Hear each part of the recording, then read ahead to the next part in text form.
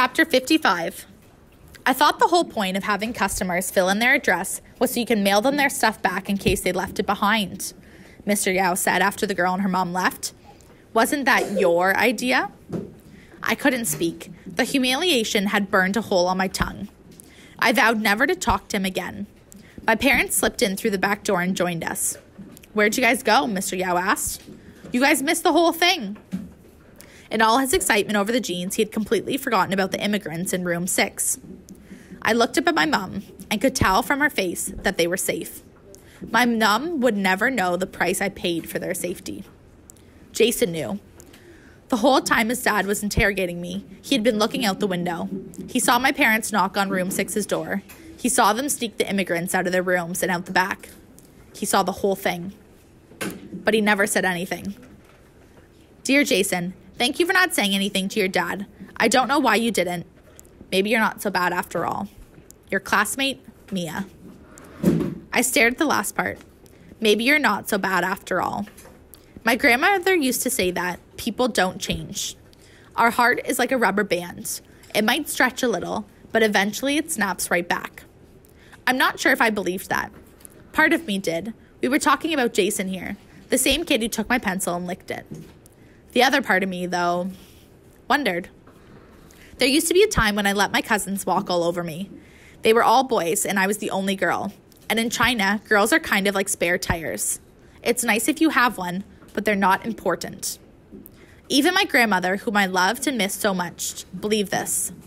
She believed it like she believed the sky was blue, like it was a fact. Girls were not as useful as boys.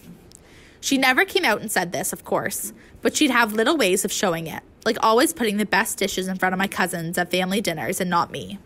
She'd pat their heads and tell them to eat up before the dish got cold. And I'd watch as they snatched and grabbed the food with their greedy chopsticks until there were hardly any more pieces of chicken left for me. Only burnt onions. One day, I picked up my chopsticks and started grabbing back. I stank chicken, shrimp, whatever I could pick up with my chopsticks and hoarded it all in my mouth. Hey, Shen complained. Not fair.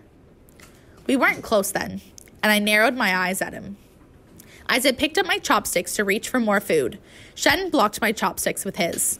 Our chopsticks collided like swords. The two of us held them in position, neither willing to back down. It went on like this the next night, and the night after that.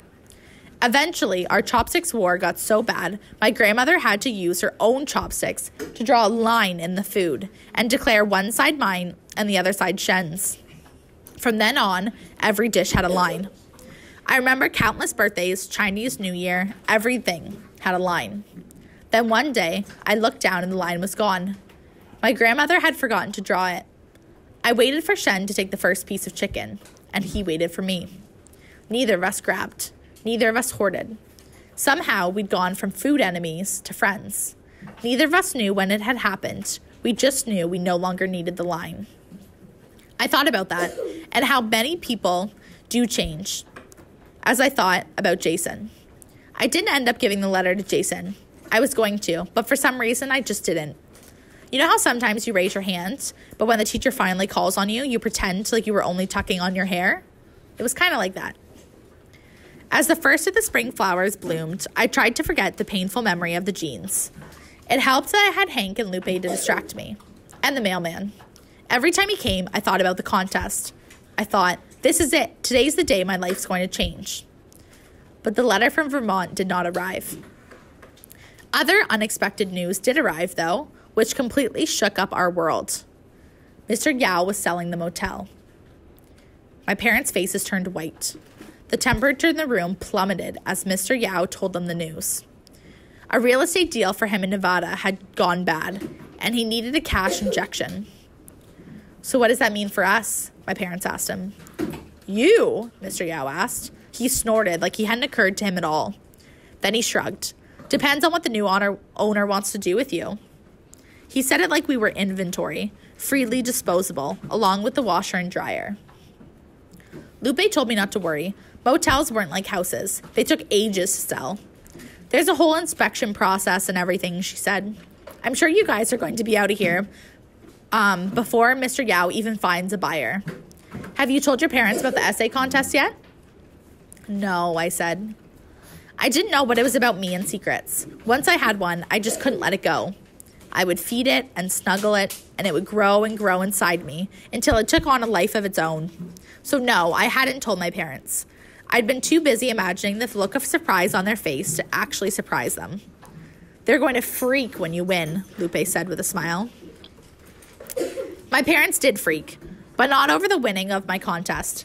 They were freaking out over who the new motel owner was going to be.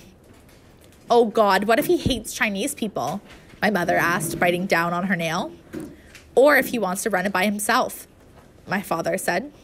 Should we look for another job? My mom asked. What should we do? My parents paced the living room, fretting and panicking, while I sat quietly in the corner. That was the problem with keeping a secret.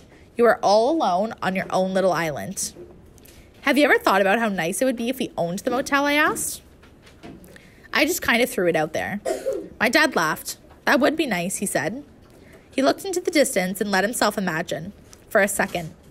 We wouldn't have to work every single day. We can take Sundays off, together as a family. We could all go swimming, my mom added. I'd love to jump in that pool. Me too, I said. I'd love to get some sleep, my dad said. If we owned the motel, I could put up a sign that says, sorry, I'm sleeping, come back in the morning. A smile played at his lips as he pictured how extraordinary life would be if he could sleep through the night. Then his smile faded and reality set in. Maybe in another life, he said, picking up his broom. I shook my head. No, Dad, not in another life, I said. In this life. Our eyes locked. A second passed, and then another. And then I whispered my secret.